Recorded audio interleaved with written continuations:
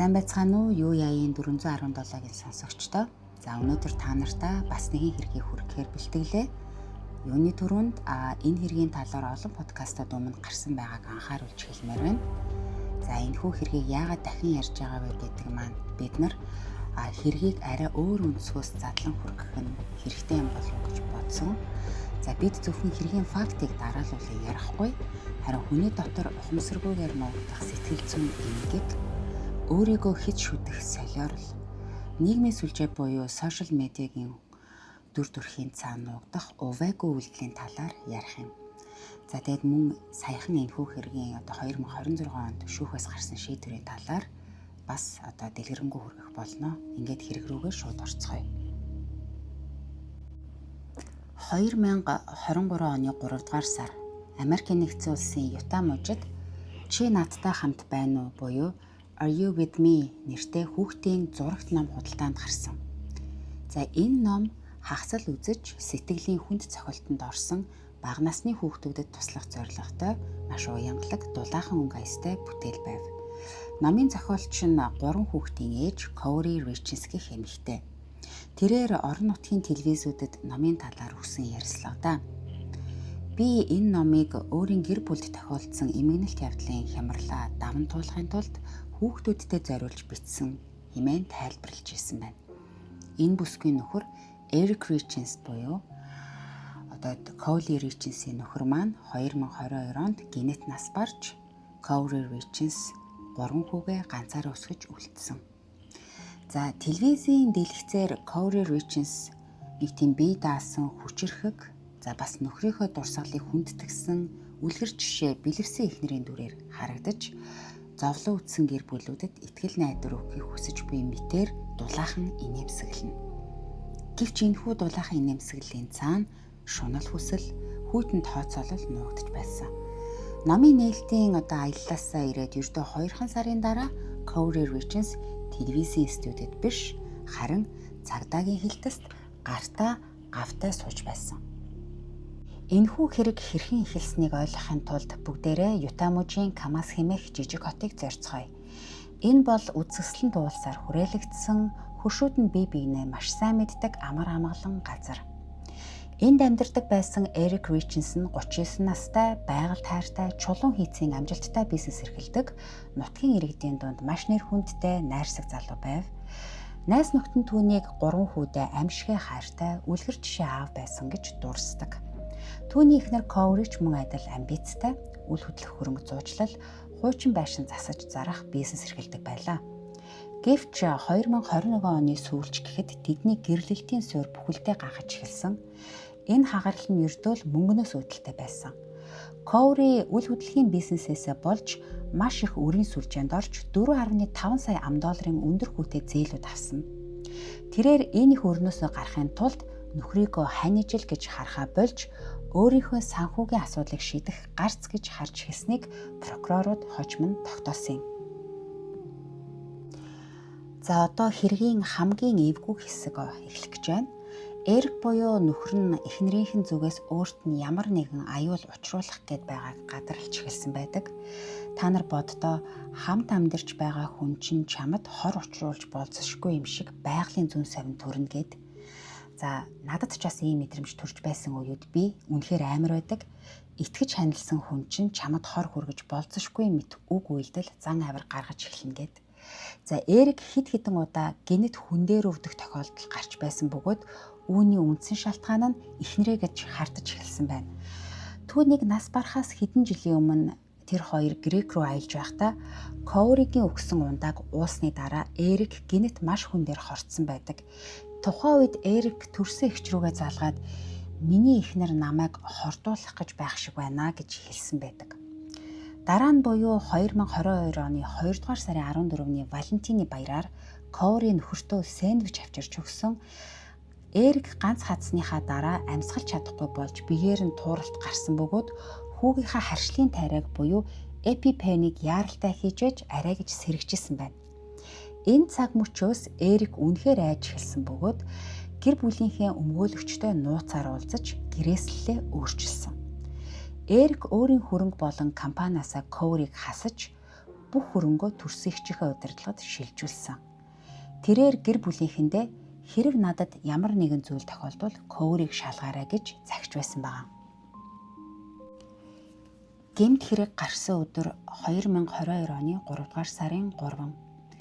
Коури нөхөртөөгөө маш үнэтэй байшин худалдан авах тал дээр маргалдаж байсан бөгөөд Эрик зөвшөөрөөгүй байхад өөрөө дур мэдэн нууцаар $2 сая үнэтэй асар том хар шиг худалдаж авах гэрээнд гар үсэг зурж баталсан. Ингээд Коури тэр оройдоо энэ амжилтаа тэмдэглэхээр нөхөртөө Москва Мюль гэдэг цагаангаатай архитай коктейл найруулж унтлагын өрөөнд нь оруулж өгсөн. Эрик ундааг уусан. Хэдэн цагийн дараа буюу 2022 оны 3 дугаар сарын 4-ний шөнө Коури 911 рүү залгасан. Тэрээр операторт хэлэхдээ хүүхэд нь хард орж зүудлээд байсан тул хүүхдийнхээ өрөөнд унтаж байгаад буцаж иртэл нөхөр маань орныхоо хөлийн талд хөрчгсөн хэвтэж байсан гэж уйлан дуурч ярьсан. Түргэн тусламж ирсэн боловч хэтэрхий оройтсан байв. Эрик Риченс газар дээрээ нас барсан тогтоогдсон. Эмч нарын анхны таамаглалаар эрүүл саруул залуу хүн унтаж байхдаа гинэт нас барсан харамсалтай явдал мэт санагдсан. Харин задлан шинжилгээний болон хор судлалын хариу гарахад хэргийн чиг хандлага 180 хэм эргэсэн. Эрик ердийн үхлээр өхөөгүй байв. Түүний биеэс маш их хэмжээний фентанил илэрсэн. Зүгээр ч нэг хэмжээ биш. Үхлийн тунгаас даруй 5 дахин их фентанилыг амаараа ууж хэрэглэсэн болох нь тогтоогдсон бөгөөд энэ нь өнөөх Москва Мюль коктейлтэй яг таарч байсан.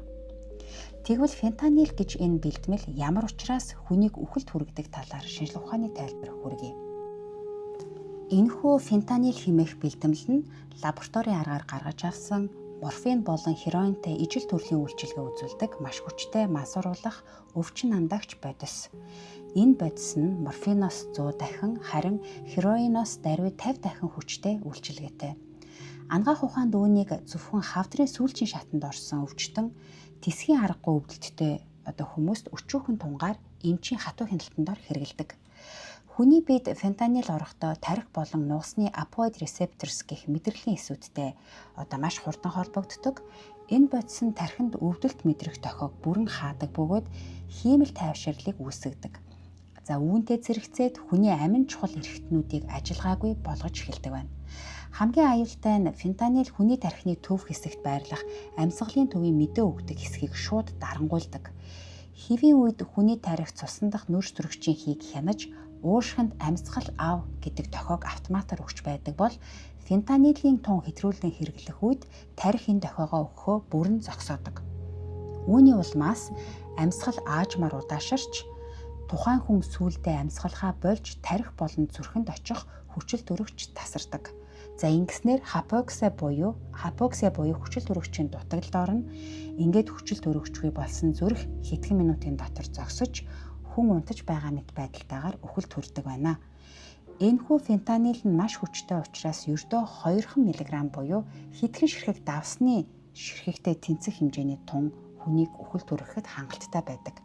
Харин Эрикийн биеэс үхлийн тунгаас 5 дахин хэмжээг илэрсэн нь Коури түүнийг ямар ч амьд үлдэх боломжгүйгээр маш нарийн тооцоотой хордуулсныг гэрчилж байгаа.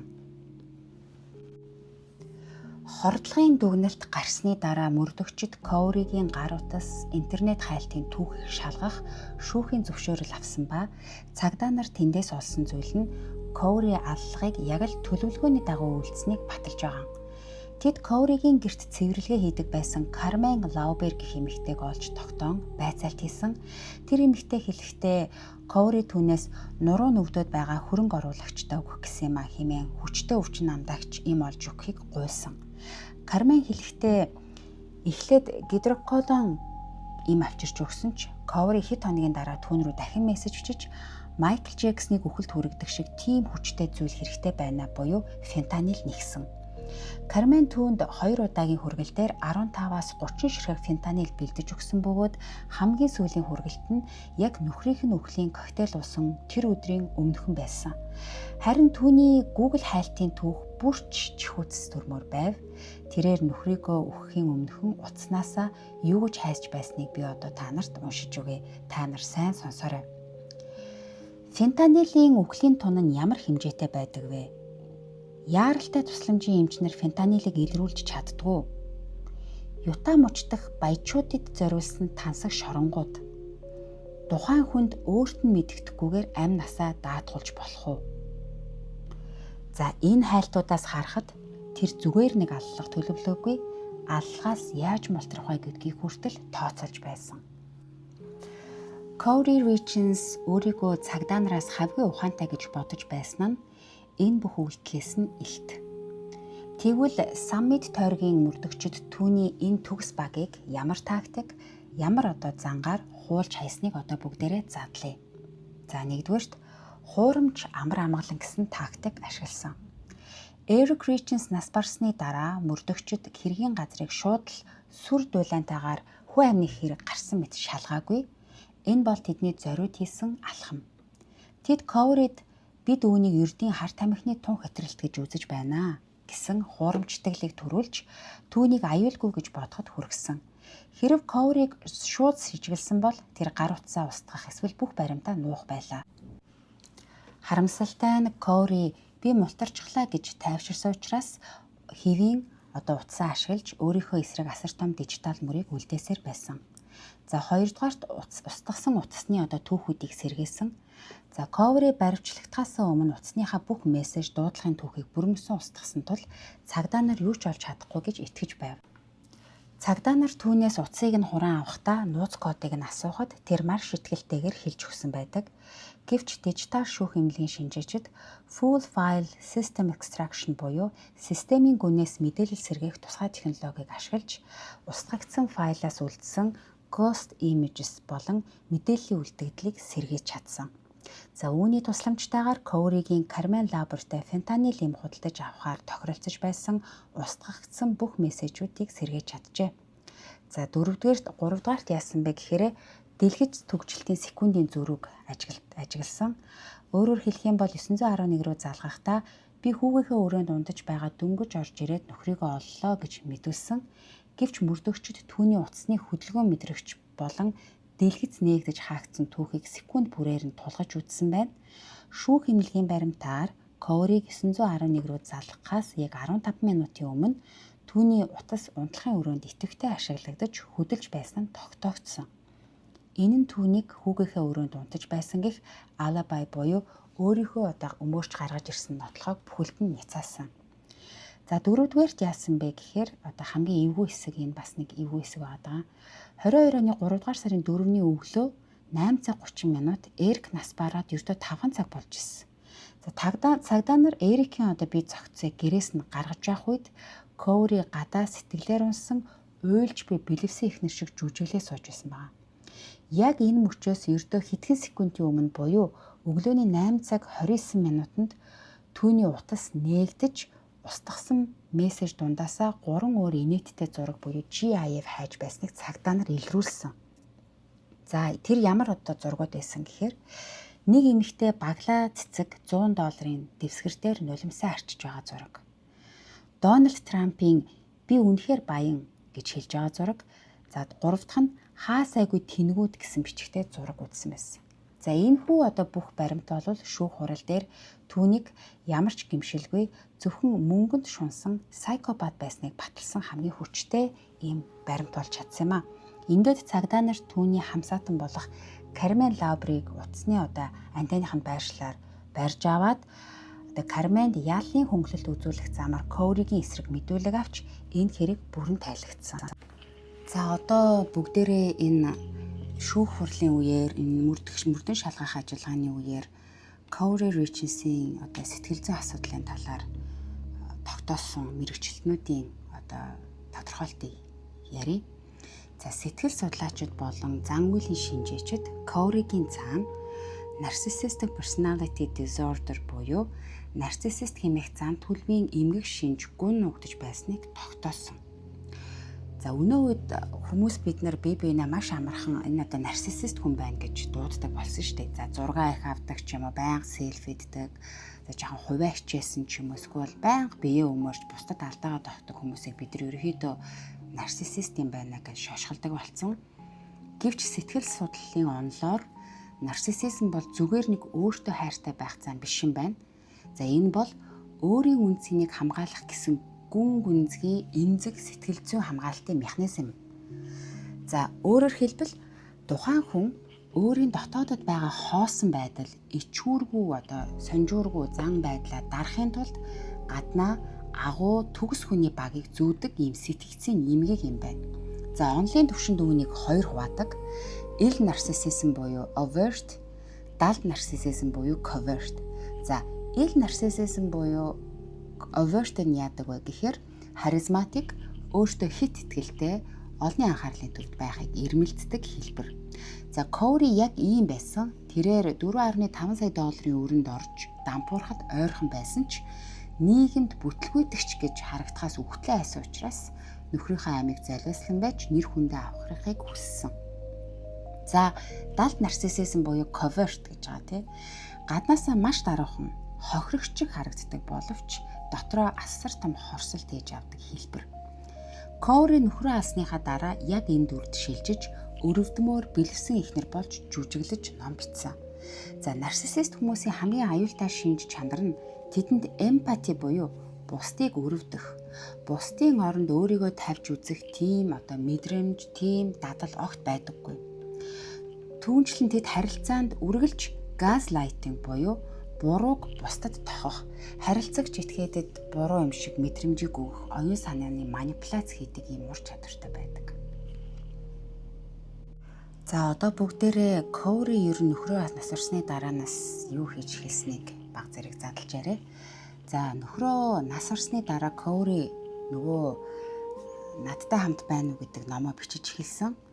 За энэ номоо бичээд 2023 оны ихэнх үеэр дуусгасан. Нэг эвгүй зүйл нь тэр ер нь өөрөө бол номоо бичээгүй байгаа юм. Хөлсний бичээчээр бичүүлсэн нь түүний ахтайгаа бичсэн чатнаас нь ил болсон. Тэгээд номоо Эрикийг нас барсны яг 1 жилийн ойн маргааш нь Amazon платформ дээр байршуулж эхэлсэн. Тэрээр хөлсний зохиолчид ойролцоогоор $2,500 төлсөн байсныг бас сүүлд олж тогтоосон. За Коури юу гэж тооцоолж байсан бэ гэхээр нэг номын борлуулалт тус бүрээс $5 ашиг олно гэж тооцоолж байсан. За харамсалтай нь 2023 оны харамсалтай ч байх вэ. Коуригийн хувьд харамсалтай юм да. 2023 оны 5 дугаар сард түүний хүн амны хэрэгээр баривчлагдмагц Amazon платформ уг номыг худалдаанаас шууд хассан бөгөөд Коури өөрийн гаргасан $2,500 хөрөнгө оруулалтаа нөхөж амжилгүй цагдаад баригдсан. Коуригийн ном нь өөрөө мөнгө олоогүй ч гэсэн Коуригийн олон нийтийн сүлжээнд буюу сошиал медиа дээр бүтээсэн өрөвдмөр дүр төрх нь маш том маркетинг болж чадсан бөгөөд үүнийхээ ачаар тэрээр нөхрийнхөө амь насны даатгал болох $1.4 сая долларыг өөр дээрээ авч чадсан. За яаж авсан бэ гэдгийг сонинтай. Яагаад тэгэхээр өмнө ярьжсэн шүү дээ. Эрик нөгөө амь насны даатгал болон эд хөрөнгө компанийнхаа бүх юмыг төрсөгчдөд шилжүүлсэн байсан гэд. Тэгэхээр яаж энийг шилжүүлсэн бэ гэхээр олон нийтийн өмнө нөхрөө алдсан ингээд дүр хэсгээд өрөвдүүлэх тактик ашиглангууд даатгалын ажилтнууд болон гэр бүлийн бусад хүмүүсийн анхаарал суларч эхэлсэн. За ингээ анхаарал суларсан ойгоор цаг хожиж эхэлж байгаа байхгүй. Яг энэ хоцсон цаг хугацаанд юу хийсэн гэхээр нөгөө амь насны даатгалын гэрээг хуурамчаар үлдээд нөхрийнхөө гарын үсгийг дуурайлгаж зураад даатгалын ажилтнуудыг хуурч дөнгөсөн. За ер нь бол хэрэг 2022 оны 3 сарын 3-нд гарсан штэ. Тэгээд Коуриг баримтжилсан хугацаа нь 2023 оны 5 сарын 8-нд байгаа. Тэгээ яагаад ингэ баримтлахгүй бүтэн жил гаруй ингэ дуудсан бэ гэхээр нөгөө Коуриг насаар нь хорих ямар ч гарцаагүй байдалд няцааж болзошгүй гарцаагүй байдалд ортол нь тийм баримт цуглуулахын тулд маш нямбай ажилласан байгаа юм. За энэ ажиллагаанд бол Эрикийн гэр бүл болон цагдаа нар хамтарч ажилласан. Ер нь энэ нотлошгүй хөдөлшгүй юм нотлох баримт олохын тулд процедурууд маш удаан байдгийн байна. За жишээлбэл шүүх эмнэлгийн дүгнэлт болон хор судлалын шинжилгээний хариу гартал дор хаяж 3 сарыг зарцуулсан байгаа. За тэгэнгүүтээ хордуулсан бодисыг хаанаас авсныг нь тогтоохын тулд нөгөө гэрийн үйлчлэгчдээр нь хийсэн бас нэг давхар мөрдөн шаардлагах ажиллагаанд бас их хугацаа авсан. За дээр нь нөгөө захим шүүх эмнэлэг буюу digital forensic гэдэг одоо энэ юугаар эмнэлгээр устгагдсан нөгөө файл болон зургуудыг ил болгоход бас их хугацаа орсон гэж тайлбарлсан байсан. За тэгээ дээр нөгөө санхүүгийн луйвер хийсэн гарцаагүй маа гэдэг бичиг баримтыг нягтлж судалж гаргаж ирэхэд бас их хугацаа ордог юм байна. Ингээд энэ Cowrie Richards-ыг одоо гарцаагүй хөдөлшгүй баримтаар баримтлахын тулд дээрх одоо 4 нотлох баримтыг одоо гаргаж ирэхэд хугацаа зарцуулсан байдаг юм байна. За Cowrie-г нотлох баримтын үндсэн дээр баримтжилсан хугацаа нь жил гарны дараа болсон боловч хэргийг одоо дахин мөрдөх үйл ажиллагаас сунжирсаар энэ оны 3 дугаар сард буюу 2026 оны 3 дугаар сард Cowrie Richards-ийн шүүх хурал Юта мужид албан ёсоор эхэлсэн. За энэ оны 3 сарын 16-нд тангарахтны шүүх Cowrie Richards-ыг санаатаагаар хүний амнаас бүрлэгсэн даатгалын залилан хийсэн гэсэн зүйл ангиллаар буруутай гэж үзээд 2026 оны 5 дугаар сарын 13-ны өдөр буюу Eric Richards-ийн яг төрсөн өдрөөр шүүхээс Cowrie-д хугацаанаас өмнө суллагдах эрхгүйгээр насаар нь шоронд хорих ял оноосон. Гэхдээ хамгийн сүүлийн үеийн мэдээ буюу 7 сарын 2-нд гарсан нэг мэдээ байна энэ оны. Cowrie Richards-ийн өмгөөлөгчид шүүхийг дахин шинээр явуулах хүсэлт гаргасан байгаа. Тэд шүүх хурлыг даргалж байсан шүүгч Ричард Мразикийг шүүх хурал дээр прокурорын талд илт үйлчилсэн гэж буруутгаж байгаа. За энэ хэрэг одоо ч гэсэн хуулийнхны хүрээнд маш том маргаан дагуулсаар л байгаа. За ингээд үр хүүхэд гэр бүлийнхнийхээ уй гашуудаар дулдуудаж өөрийн гэмт хэргийн босромог үйлдэлэнүүхийг оролцсон нэгэн эмэгтэй талаар та бүхэнд хүргэлээ. Уулын мод урттай богинтой олон хүн сайтай муутай гэж манай монголчууд ярьдаг штэ. Тэгээд энэ олон хүн дундаас анд нөхөр хань ижлээ сонгоно гэдэг бас нэгэн бодлын аз эцний асуудал ч юм шиг. Ялангуяа энэ өөрийн дотоод мөн чанараа нуудаг төрөлхийн жүжигчин хүмүүсийг таних бас их амаргүй юм. Миний эргэн тойронд ч гэсэн хамгийн сайн найз, сэтгэж явдаг хүн хань ижилдээ маш эвгүй байдлаар одоо хуурцсан хүмүүс их байдаг.